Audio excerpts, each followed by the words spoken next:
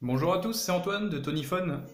Pour cette première vidéo de l'année, déjà je voulais vous présenter mes meilleurs vœux pour vous et vos proches, en espérant que vous avez bien fêté le passage à l'an 2017 plutôt. On se retrouve dans cette première vidéo de l'année pour un smartphone que j'ai jamais pu approcher ou même posséder, que ce soit lui ou son prédécesseur. Donc il s'agit du Lenovo Zuk Z2 Pro, un nom un peu à rallonge pour un smartphone qui se veut comme un des smartphones les plus performants du moment, avec une fiche technique assez costaud. On verra ça un petit peu après. Donc là, ça sera juste une petite vidéo de déballage pour voir ce qu'on trouve dans la boîte, pour voir le form factor du téléphone et l'impression générale de prise en main. Un petit déballage classique, comme on a l'habitude d'en faire. Alors, pour info, donc Zuk, c'est une marque, c'est Lenovo qui commercialise plusieurs smartphones sous ce nom-là. Celui-ci, il est théoriquement pas importé en France. Enfin, moi, je l'ai pas, j'ai pas pu trop le voir dans divers commerces. Le prédécesseur, le Z1, lui, il était un petit peu plus discret également. Donc on se retrouve aujourd'hui avec un smartphone plus ou moins exclusif sur le marché français qui a été importé de Chine. Celui-ci il a été importé de Chine, donc c'est une ROM internationale avec Android en version française. On peut le mettre en version française, il n'y a pas de problème. Donc voilà.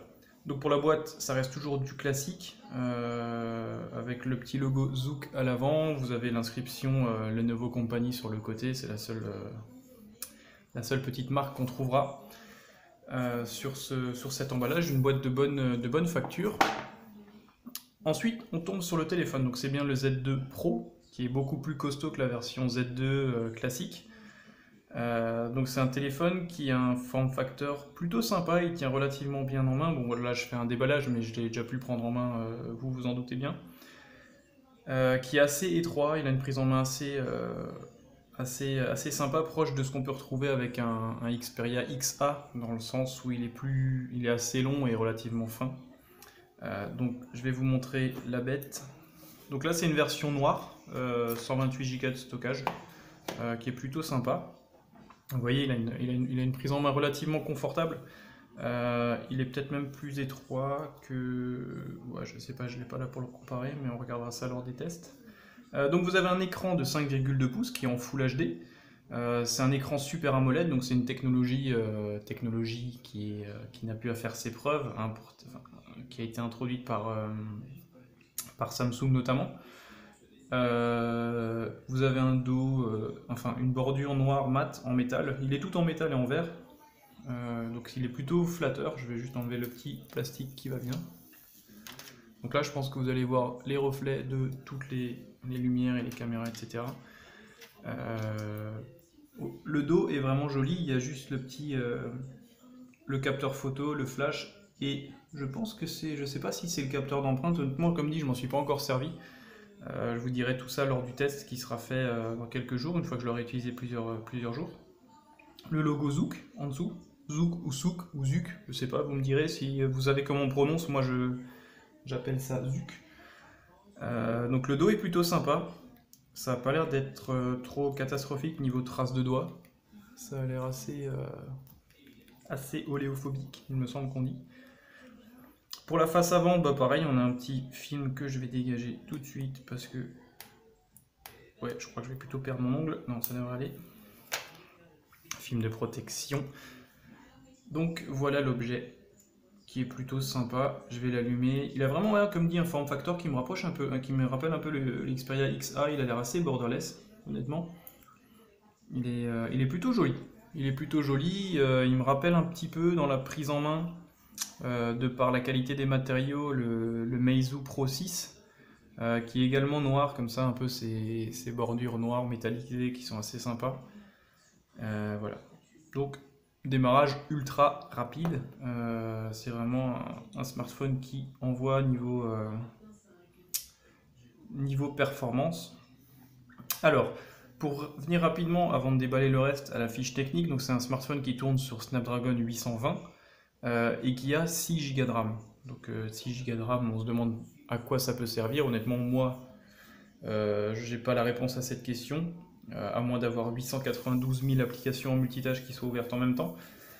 Je sais pas si vraiment... Je vous dirai ça une fois que j'aurai testé, si vraiment on sent une différence entre un smartphone qui a 2 Go, 4 Go, 6 Go. Honnêtement, moi je reste toujours un petit peu sceptique par rapport à ça. À mon avis, c'est plutôt... Ce qui est important à mon sens, c'est plutôt l'équilibre hardware-software, c'est-à-dire vraiment un logiciel qui est développé pour le smartphone et qui fonctionne, vraiment en symbiose avec ses composants. C'est en ce sens qu'au final, Apple a vraiment mis du temps à passer à 2 Go, c'est parce que même avec 1 Go, ils avaient des smartphones qui étaient fluides et on ne peut pas leur reprocher la fluidité de leur OS. Donc je vais voir à l'utilisation si 6 Go c'est vraiment utile ou pas. Pour ce qui est de la partie photo, à l'avant vous avez un capteur de 8 mégapixels avec une ouverture, il me semble, à f2.2, ce qui est plutôt correct, on ne va pas non plus sauter au plafond. Pour le capteur à l'arrière, on a un capteur qui est un capteur isocèle 13 mégapixels avec une stabilisation optique et une ouverture de f1.8. Donc c'est plutôt sympa parce qu'une ouverture de f1.8 ça permet de faire rentrer beaucoup de lumière. Ça permet aussi de jouer sur la profondeur de champ, d'avoir un bokeh qui est plutôt sympa, de détacher le sujet du fond de la photo. Et en plus une stabilisation optique, donc ça reste haut de gamme. Donc le smartphone il est plutôt beau, il y a les bandes antennes qui sont sur le dessus et sur le dessous, USB connectique type C, pardon, et la prise jack 3.5 qui elle n'a pas disparu sur ce smartphone pour l'instant. Alors, pour le reste de la boîte, qu'est-ce qu'on retrouve? On retrouve une petite carte. Alors, je comprends pas trop le chinois, je pense que c'est une carte de garantie. VIP, à mon avis, ça doit être un peu comme chez ZTE, ça doit être une carte de garantie, peut-être d'extension de garantie. Si quelqu'un peut traduire, je vous laisserai faire. Vous avez donc le câble chargeur, qui est un USB type C. Un câble type plat comme on peut trouver chez OnePlus et d'autres fabricants aujourd'hui comme ZTE sur les Axon 7, etc. C'est devenu un peu la coutume de faire ce genre de câblage un peu plus étroit. Et une autre petite boîte qui je pense sera le bloc chargeur. Ouh, surprise, le bloc chargeur qui n'est pas en version française. Je pourrais pas trop le brancher chez moi, enfin de toute façon je dois cumuler environ 12 000 blocs chargeurs dans ma boîte à bordel. Donc voilà, donc là on a un bloc chargeur qui recharge à 2,5 ampères. Donc ça doit plus ou moins dépoter. Je connais pas exactement la capacité de la batterie de ce smartphone. Il me semble qu'elle est assez costaud. C'est 3100 mAh, oui exactement, j'avais noté 3100 mAh.